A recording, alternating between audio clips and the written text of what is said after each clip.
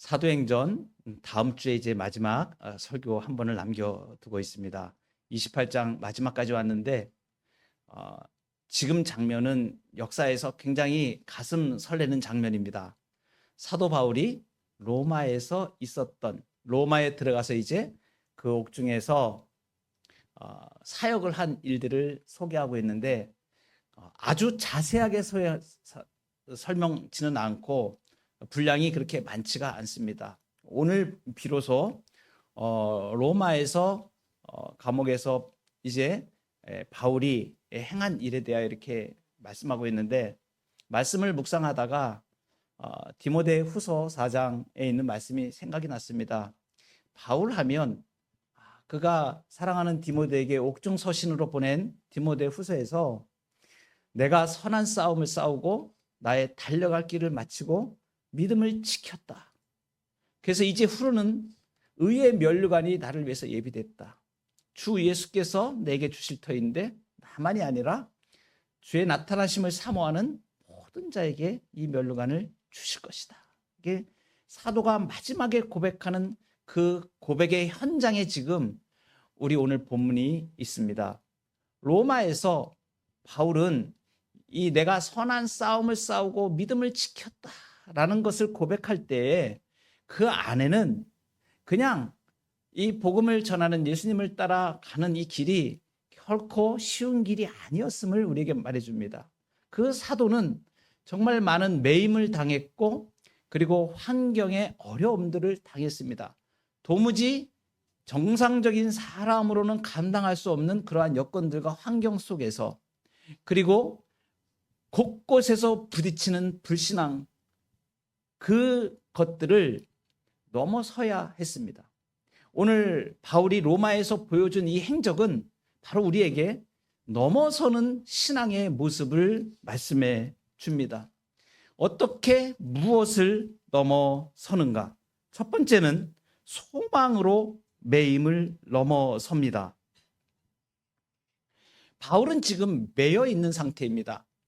쇠사슬에 매여 있다고 이렇게 말을 하는데 실제로 쇠사슬에 매였고, 그리고 그렇지만 완전히 갇혀 있는 감옥은 아니었고 약간 집에서 자유롭게 그 집 울타리, 가택연금이라 그러죠. 가택연금 정도의 상태이지만 쇠사슬에 매인 상태로 로마의 법정에 서기를 준비하고 있는 상태입니다. 죄수로 끌려온 것입니다. 그리고 이 사람의 눈으로 이 바울의 모습을 오늘 바라보면 참 억울한 처지인 것으로 보일 수가 있죠.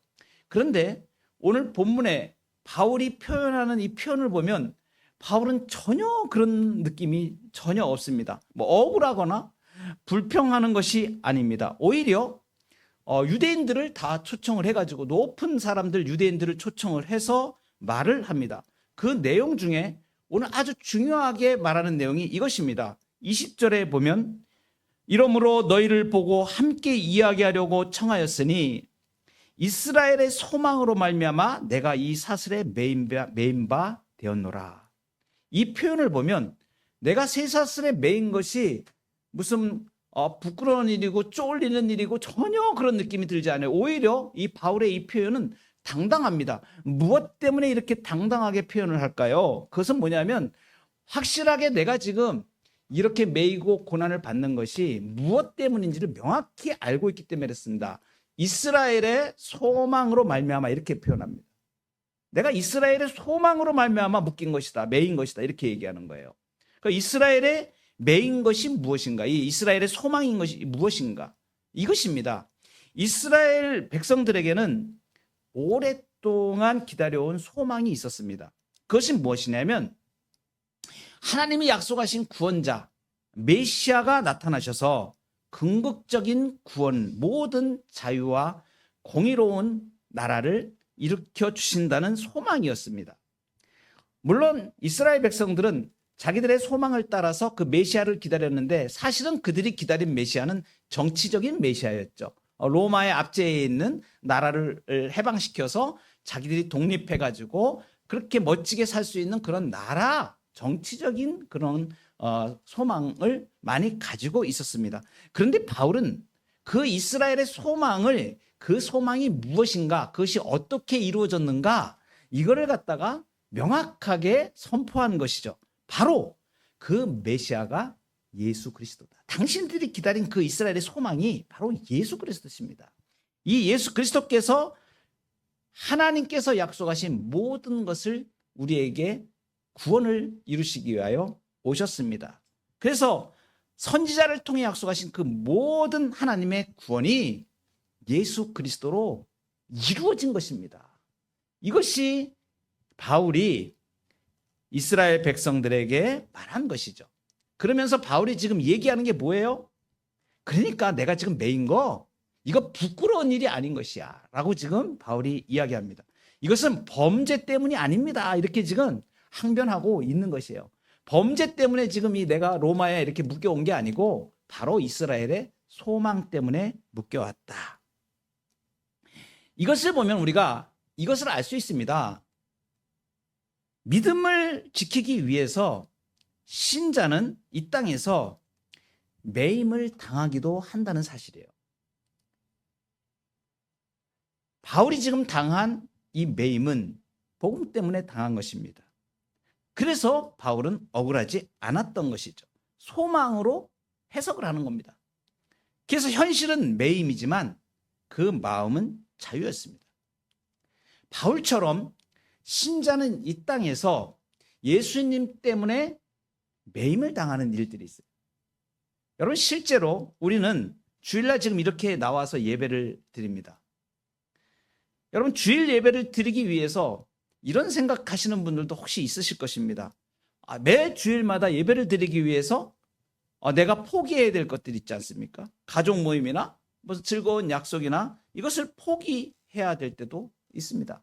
이 시간을 내서 주님을 예배하기 위해서 이렇게 모이는 것이 결코 자유로운 일이 아닙니다. 세상적으로 보면 그 시간이 어떻게 예수 믿는 사람들은 주일마다 가서 그 황금 같은 시간을 가족들과 함께 즐기지도 못하고 마음껏 갈 수 있는 순간 가지도 못하고 주일날 꼭 주일날마다 예배하러 가는가, 이렇게 생각하면 믿지 않는 사람들의 입장에서 보면 그거는 매이는 일일 것입니다. 그렇게 매이는 것이 싫어서 나는 신앙생활 안 한다고 믿지 않는 사람들은 그렇게 겁을 먹을지도 모릅니다. 본질을 알지 못하는 것이죠. 그러면서 이렇게 얘기합니다.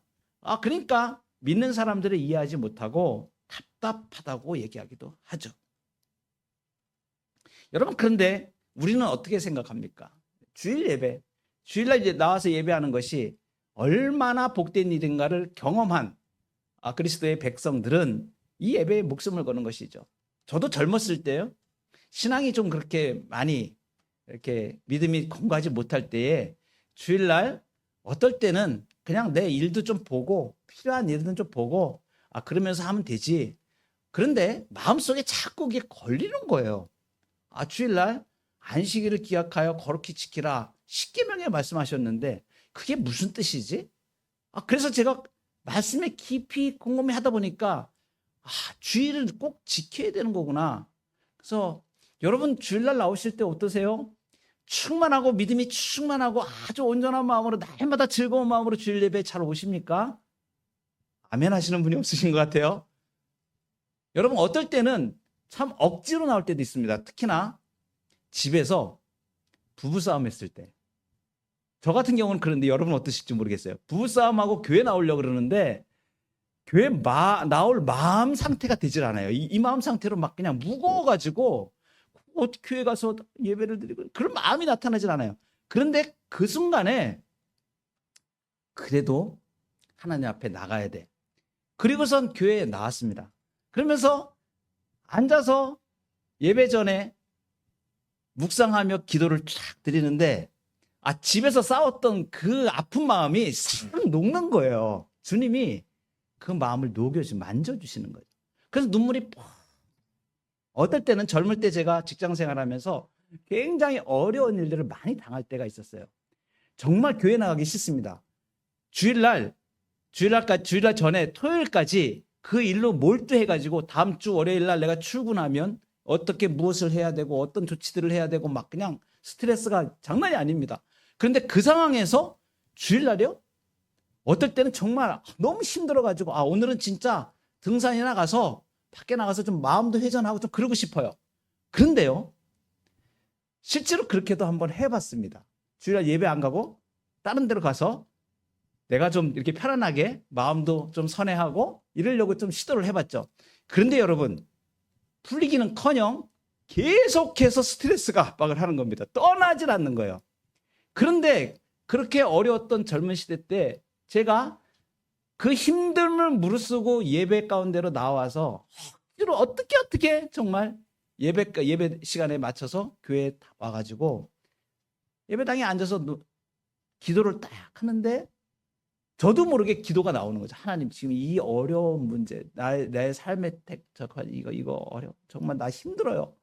눈물이 막 나오잖아요. 그냥. 그러면서 주님 앞에 기도를 하고 말씀을 듣는 순간에, 예배하는 동안에, 찬송하는 동안에 치유가 일어나요. 하나님이 임재하시는. 여러분, 예배는 살아계신 하나님의 임재가 있어요. 우리가 이렇게 예배하고 찬송할 때요, 진정으로 우리가 오늘 하나님을 찬송하면서 예배하면서 기도하면서 하잖아요. 이 한 순간순간에 말씀을 들을 때에 우리도 모르게 성령께서 역사하시는 거예요. 그래서 세상 가운데 치였던 것들, 눌린 것들, 매인 것들을 풀어주시는 거예요. 그러니까 진정으로 매임이 풀어지는 것은 무엇이에요? 예수 그리스도에 대한 소망이 그 매임을 푸는 것입니다. 그래서 주일날 예배를 지켜서 나올 수 있는 것이에요. 여러분, 세상 사람들은 신자로 사는 것을 부자유스럽다, 답답하다고 말합니다. 그러나 우리는 그것이 억울한 결박이 아니고 진정으로 예수 그리스도 안에 있는 참된 소망을, 참된 능력을 얻는 시간입니다. 지금도 제가 제 삶에서 기억을 해보면 그 예배의 한 순간 때문에 제가 인생에서 다시 일어날 수 있었고, 다시 힘을 낼 수 있었고, 주님이 그때마다 나를 붙잡아 주시는 그 은혜를 경험하는 그 현장이 바로 예배였습니다. 그러니 지금 우리가 세상 사람들이 보기에는 매인 것 같지만 우리는 소망으로 그 매임을 넘어서는 것입니다. 생각하건대 현재의 고난은 장차 우리에게 나타날 영광과 좋게 비교할 수 없도다. 믿음 때문에 매이는 것은 결코 억울한 결박이 아닙니다. 오히려 장차 주님께서 주실 영광을 바라보게 하는 복된 매임인 것입니다. 우리가 경험하는 이 신앙의 매임들은 불편함이 아니라 바로 소망의 증거인 것입니다. 그래서 여러분, 이것을 기억하십시오. 바울이 매여 있는 상태에서 소망을 가졌던 것처럼 그 매임이 무엇 때문인지 믿음 때문에 우리가 매일 수는 있어도 소망 때문에 그 매임을 이겨낼 수 있는 것. 이 믿음으로 날마다 승리해 가시는 여러분 되기를 축복합니다. 두 번째입니다.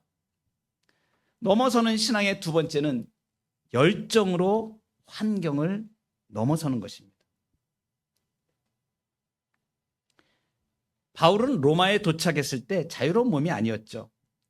군인의 감시 아래 한 집에 머물러야 했습니다. 죄수라는 신분 때문에 마음대로 회당을 찾거나 거리에서 복음을 전할 수 없습니다.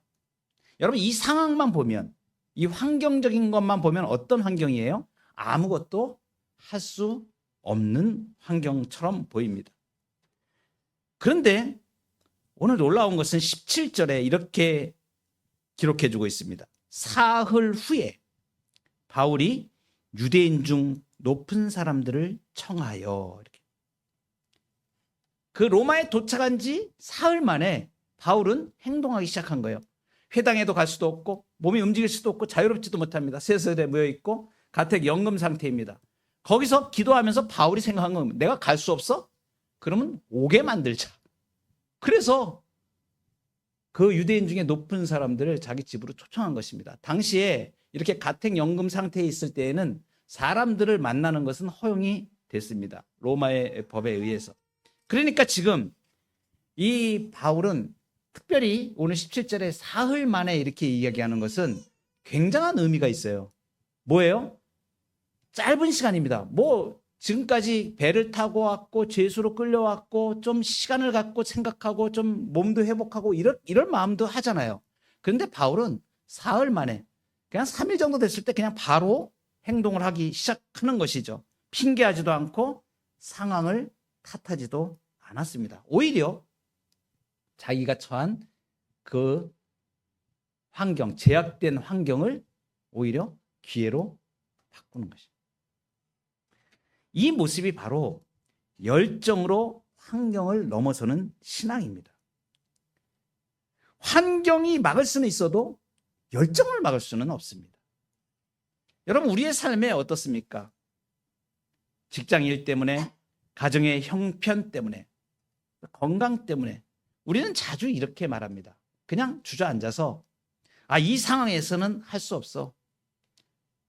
언젠가 형편이 나아지면 하지. 여러분, 그런데 그 언젠가는 결코 오지 않을 때가 많습니다. 그래서 많은 기회들이 사라져버리는 거예요. 환경이 어떻든 간에 그 자리에서 복음 전할 길을 찾는 겁니다. 사슬에 매여 있었지만 마음이 묶이지 않은 것입니다. 막힌 환경이 있었지만 열정으로 그 환경을 넘어서는 겁니다. 저는 하나님이 원하시면 하실 수 있다라는 아주 제가 체험적인 그러한 신앙을 가지게 된 것이 특별히 몇 년 전에 제가 모시고 있던 합동신학대학원 대학교의 정창균 총장님을 모시면서 제가 참 하나님의 역사를 많이 경험을 했습니다. 그 중에서 제가 본 것이 뭐냐면 열정의 사람은 그 열정이 어디서 나오는가? 어떻게 저런 열정이 나올 수 있을까? 제가 가만히 이제 그분이 하시는 일을 보았어요. 저도 많이 배웠습니다. 정말 제 삶을 바꿀 수 있는 훌륭한 멘토 스승님이 되셔서 저에게 많은 것들을 보여주셨는데, 특별히 신앙적인 문제에서 이제 총장님으로 계시니까 학교에 일들을 이렇게 많이 하셔야 되잖아요. 근데 이분이 하시는 일의 방식이 그것입니다. 보통 우리 같으면 어떤 생각을 합니까? 어떤 일을 해야 되면 여기에 들어가는 비용은 얼마가 있어야 되고, 계획은 얼마나 잡아야 되고, 그 다음에 여기에 사람들이 얼마나 필요하고, 여건이 어떻게 환경이 되는지, 이것부터 생각하는 게 사람들의 보통 생각입니다. 저도 그런 방식으로 삶을 살아왔었습니다. 그래서 항상 먼저 어떤 일을 하면 돈부터 생각하죠. 내가 지금 이 돈이 지금 이게 할 수 있는가 없는가 이것부터 생각하잖아요. 이분이 하시는 방식이 다른 거예요. 어떻게 하시냐면 기도만 하세요. 기도만. 여러분, 보통 그 신앙이 좀 이렇게 많지 않은 분들은 어떻게 생각하면 기도만 하면 뭐 하늘에서 뭐가 떨어지냐고 이렇게 말하는 사람들이 있어요. 믿지 않는 사람들 중에. 그죠? 기도만 하면 행동을 해야지. 기도하면 무슨 기도하면 하나님이 없던 것을 하늘에서 뚝 떨어져 내려주시나? 이렇게 하는 사람들이 있잖아요. 여러분, 이 말씀 한번 잘 생각해 보세요. 여기서 저는 놀라운 걸 본 거예요. 뭐냐면 기도할 때 하나님이 무엇을 주시냐면 열정을 주신다니까요. 여러분 보세요. 사람이 무슨 일을 이루는 것이 여러분 환경이 안 돼서 못 이루는 게 아니에요. 잘 보세요. 우리가 무슨 일을 하지 못하는 것은 그것을 감당할 만한 마음과 열정이 없기 때문에 그런 거거든요. 그런데 이 총장님이 옆에서 제가 보니까 기도를 하시는데 무엇을 기도하시냐면 지금 학교에 이러이러한 공간을 만들고 학생들을 위해서 이러이러한 걸 해야 되는데 하나님, 이게 맞는 겁니까? 이렇게 기도하는 거예요. 이거 하나님이 원하시는 겁니까? 혹시 제가 제 욕심을 가지고 내 업적을 쌓기 위해서 내가 이렇게 하는 일은 아닌가요? 이거죠. 이렇게 묻는 거예요. 그러면 그 기도하는 동안에 하나님이 응답을 주시는 거. 어떤 응답을 주세요? 그거 내가 원하는 거야. 여러분, 여러분의 일들 중에서 열정이라는 것은 바로 여기서 생겨나는 거예요. 열정이 우리가 어떻게 생겨나냐면 하나님의 뜻이 분명하다. 그러면 우리는 죽었다 깨라도 우리는 흔들리지 않아요. 하나님이 원하시는 것인데 하나님이 분명하게 이것은 기뻐하시는 일인데 이것이 확인되어지면, 이것이 응답되어지면 그 다음에 문제는 자동적으로 해결돼요. 환경을 넘어섭니다. 여러분, 제가 그래서 열정으로 환경을 넘어선다는 것은 바울이 지금 이 표현을 하는 것이 뭐냐면, 이것은 분명하게 하나님께서 하시는 복음의 역사이다. 이것을 믿기 때문에 기도하고 사람들을 초청하는 거예요. 그것이 어디서 나왔어요? 하나님이 원하신다는 응답과 열정에서 나옵니다. 제가 여러분, 우리 교회를 개척을 할 때도 그랬습니다. 이곳에 이 공간을 정하고 나가고 이렇게 교회를 개척하려고 하는데 하나님 앞에 무릎 꿇어서 기도하는데, 제가 딱 기도한 게, 첫 번째 기도한 게 그겁니다. 하나님, 이게 맞습니까? 틀립니까? 하나님, 여기 진짜 하나님이 이렇게 교회를 하기를 원하시는 겁니까? 아닙니까? 그 응답을 주세요. 이걸 명확하게 주시지 않으면 제가 중간에 가다가 이게 긴지 아닌지, 하나님이 정말 원하시는 건지 아닌지 내가 헷갈릴 수가 있으니까, 하나님, 이거 흔들리지 않게 명확하게 말씀해 주세요.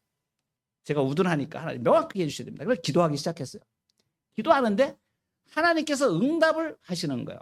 제가 일주일을 이 교회에서 기도하면서 처음에 새벽 기도할 때 엄청 울었습니다. 엄청 많이 울었어요. 하나님이 울게 막 그냥 내가 감동을 시키셔가지고 저를 울게 하시더라고요. 왜 그런가 그랬더니, 하나님이 이러한 교회를 보기를 원하셨고, 이러한 교회를, 이러한 공동체를 하나님이 원하신다는 그 확실한 확신을 저 가운데 주시는 거예요. 한 분도 여기 교회 예배, 새벽 기도에 나오시는 분도 없었고, 아내하고 둘이서 이렇게 예배할 때. 그런데 하나님께서 사랑하는 사람들을 보내셔가지고 이 공동체를 이루고 이 마지막 시대에 진정한 신앙인들로 세워가시겠구나. 주님이 정말 보고 싶어하는 그런 교회를 세우시기를 원하시는 거라는 뜻을 명확하게 주신 것이에요. 명확하게. 그 이후로 제가 한 번도 흔들리지가 없습니다.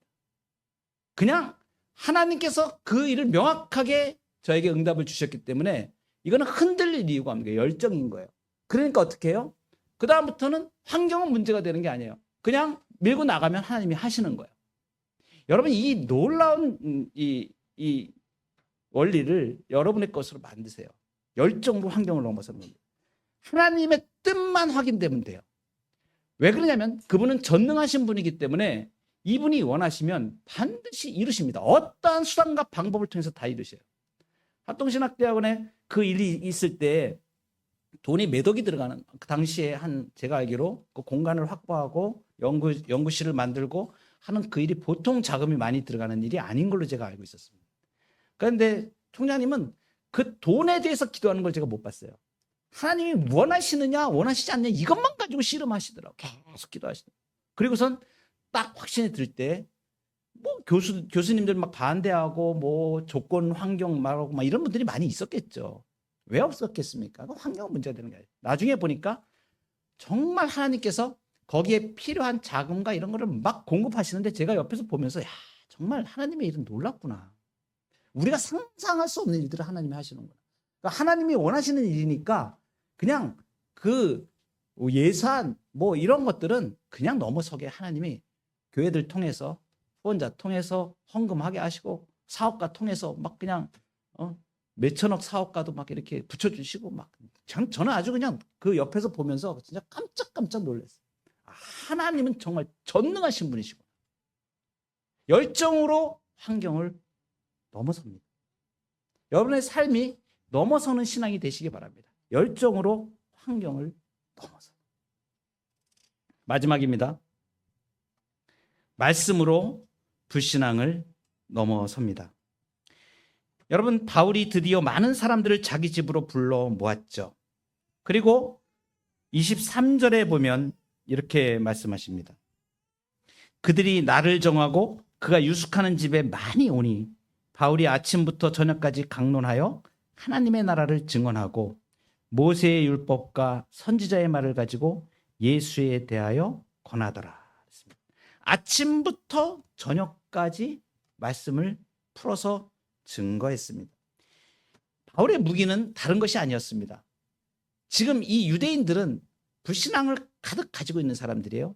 그런데 놀라운 일은 뭐냐면 말씀을 가지고 풀어서 이야기하니까 24절에 보면 그 말을 믿는 사람도 있고, 무슨 역사가 일어나는 거예요?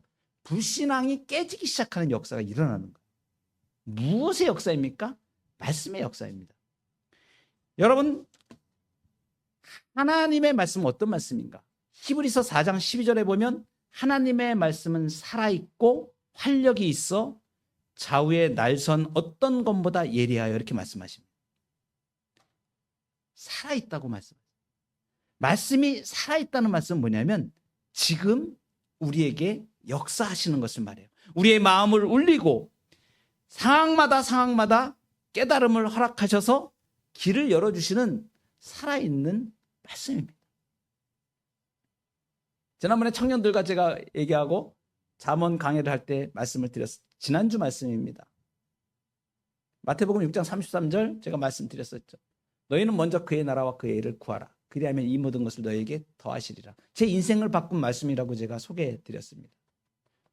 그 말씀이 그냥 성경의 자구로 예수님 주님이 그냥 말씀하신 말씀인가 보다 이렇게 하는 거하고 그 말씀이 내가 믿어져 가지고 내 말씀으로 되어 있는 거예요.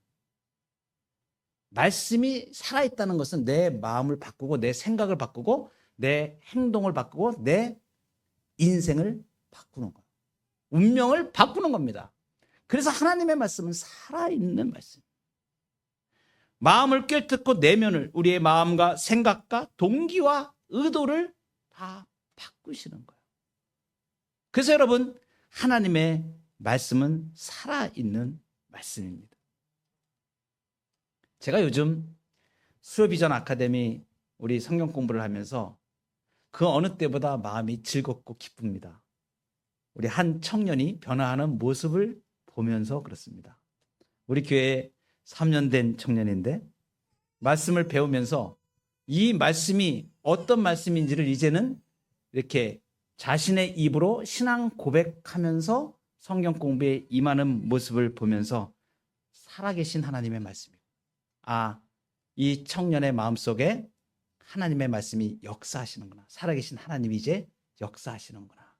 그것을 확인하는 현장입니다. 여러분 보십시오. 여러분들의 주위에 이 공동체에 들어와서 하나님의 말씀으로 여러분들의 공동체 이웃의 옆에 있는 형제 자매가 말씀으로 변하는 이 것을 보시면 불신앙의 모습들이 물러가고 하나님의 말씀으로 새롭게 변해지는 이 놀라운 살아있는 하나님의 말씀인 것이에요. 사람의 힘으로는 불신앙을 이길 수가 없어요. 오직 살아있는 말씀으로 불신앙을 넘어설 수 있습니다. 고린도서 4장 8절 9절에 보면 이렇게 말씀합니다. 우리가 사방으로 우겨쌈을 당하여도 쌓이지 아니하며 답답한 일을 당하여도 낙심하지 아니하며 박해를 받아도 버림받지 아니하며 거꾸러뜨림을 당하여도 망하지 아니하고. 신앙은 멈춰 있는 것이 아닙니다. 환경과 매임과 불신앙은 언제라도 우리 주변에서 우리에게 도전합니다. 신앙은 멈추는 것이 아니라 그것을 넘어서는 것입니다. 소망으로 매임을 넘어서십시오. 열정으로 환경을 넘어서시기 바랍니다. 말씀으로 불신앙을 넘어서십시오. 이 복된 은총이 여러분과 저에게 항상 충만하기를 바랍니다. 기도하시겠습니다.